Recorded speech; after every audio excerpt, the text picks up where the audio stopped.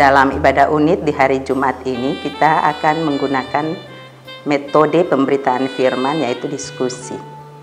Karena itu, sebelum kita membaca dan kita masuk di dalam pemberitaan firman dengan menggunakan metode diskusi, mari kita berdoa memohon tuntunan Roh Kudus. Kita berdoa. Ya Allah, di dalam Yesus Kristus firman yang hidup, kami bersyukur kepadamu Tuhan, sebab Tuhan tidak saja berkenan mempersekutukan kami dalam ibadah unit di rumah-rumah kami masing-masing, tetapi Tuhan juga memperkenankan kami untuk mendengarkan firman-Mu. Kami percaya sungguh firman Tuhan adalah pelita hidup kami. Tanpa firman-Mu kami akan berjalan dalam kekelaman. Karena itu kami mohon Tuhan, dalam kerinduan dan kesiapan mendengarkan firman Tuhan ini, Tuhan curahkan Roh Kudus-Mu menuntun pengertian kami semua, supaya kami dapat membaca dan mendengarkan firman-Mu, dan kami dapat memahami maksud Tuhan lewat firman Tuhan ini, dan kami dapat mendiskusikannya untuk menjawab persoalan-persoalan kehidupan yang kami alami. Bersabdalah kepada kami ya Bapa, kami mau untuk mendengarkan firman-Mu. Amin. Bacaan firman Tuhan kita dalam ibadah unit ini, Kejadian 25 ayat 19 sampai dengan ayatnya yang ke-34 yang berbunyi demikian. Esau dan Yakub. Inilah riwayat keturunan Ishak, anak Abraham.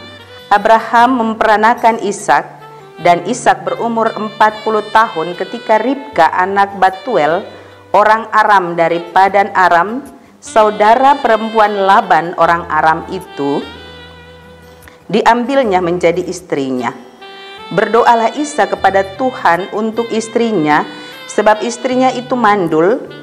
Tuhan mengabulkan doanya, sehingga Ribka istrinya itu mengandung, tetapi anak-anaknya bertolak-tolakan di dalam rahimnya dan berkata, jika demikian halnya mengapa aku hidup?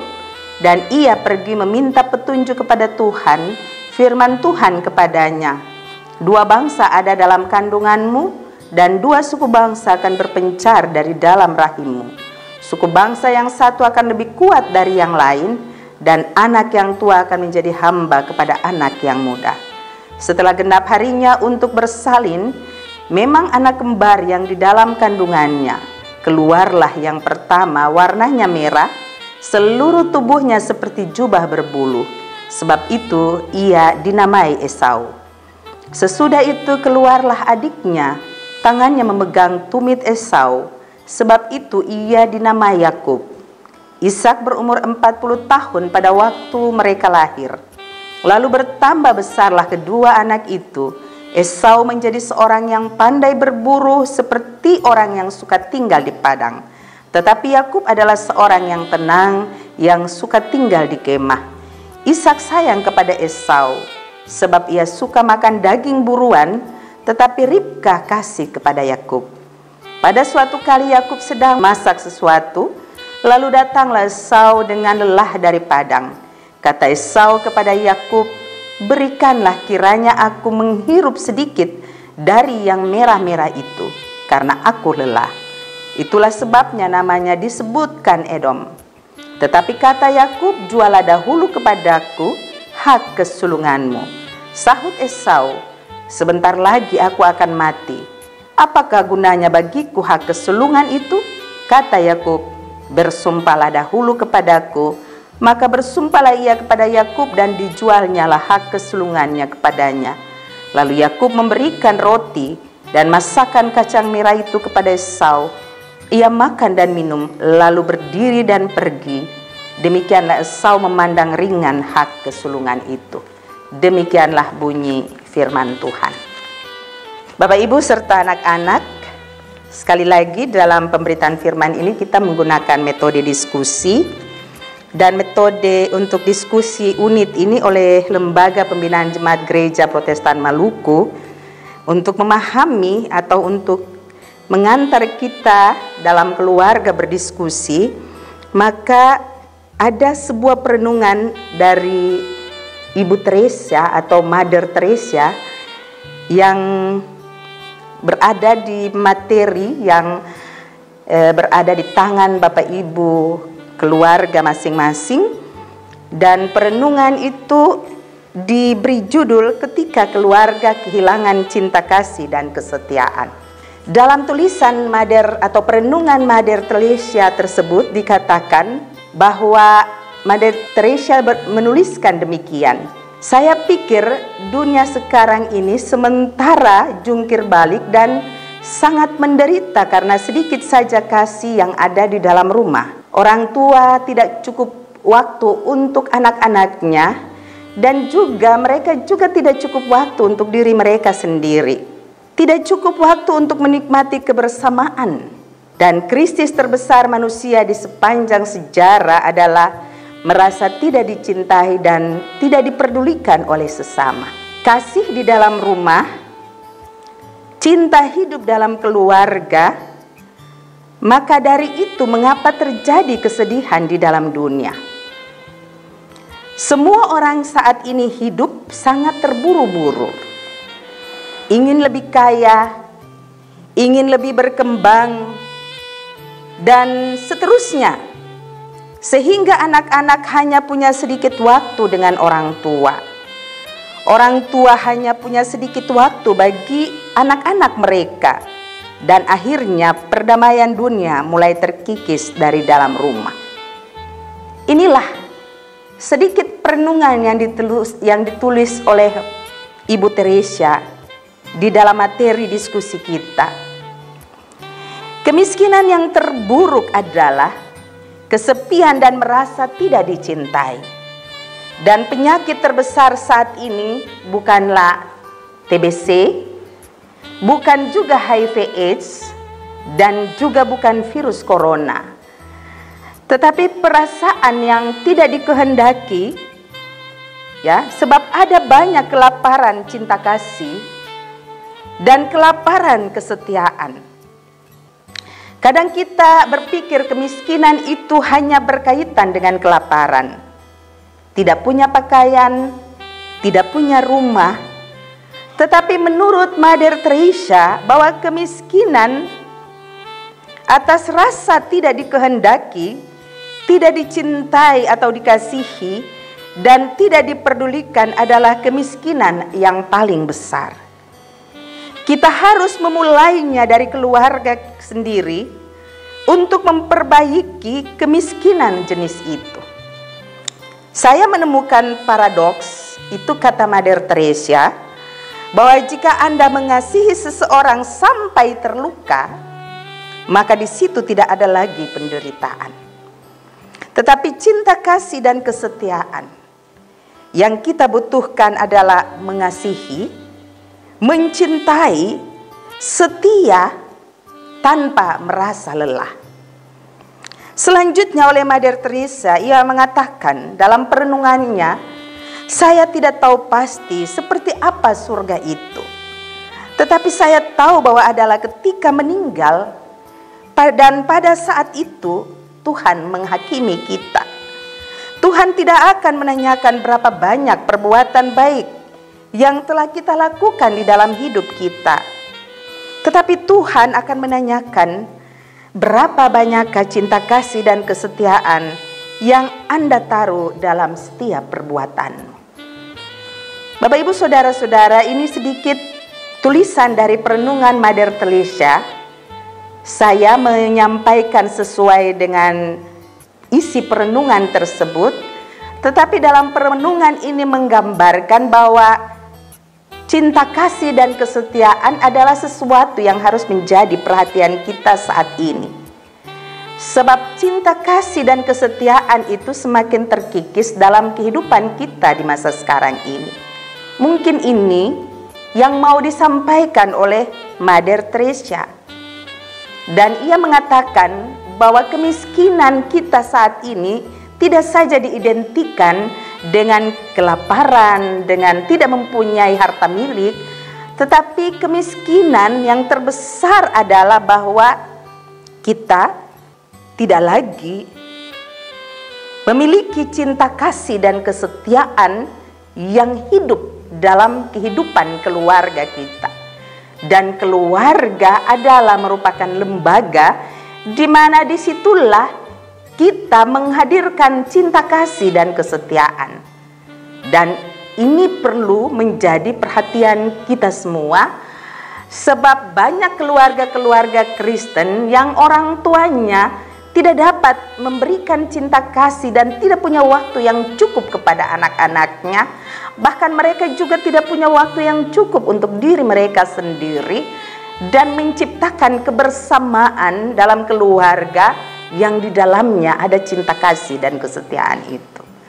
Mungkin ini sepintas yang ingin saya sampaikan terkait dengan perenungan Mother Teresa. Dan dalam bagian bacaan kita tadi, Kejadian pasal 25 ayat 19 sampai dengan ayat 34, ada pesan teks yang mau disampaikan kepada kita sebelum kita mendiskusikan dua pertanyaan yang akan diberikan kepada kita dan di dalam ibadah keluarga ini. Yang pertama adalah, Abraham telah lama meninggalkan tanah kelahirannya dan rumah ibu bapanya di Haran. Walaupun demikian, ternyata Abraham ia merawat cinta kasih dan kesetiaan dalam hubungan keluarganya. Karena itu, Abraham ia lalu menikahkan anak sematawayangnya Ishak dengan Ribka, anak perempuan dari saudara Abraham yang bernama Batuel, untuk menjadi istri dari Ishak anak tunggalnya. Yang kedua, keluarga Ishak dan Ribka merawat cinta kasih dan kesetiaan, di mana Ishak dengan penuh cinta kasih dan penuh kesetiaan kepada Ribka istrinya yang mandul.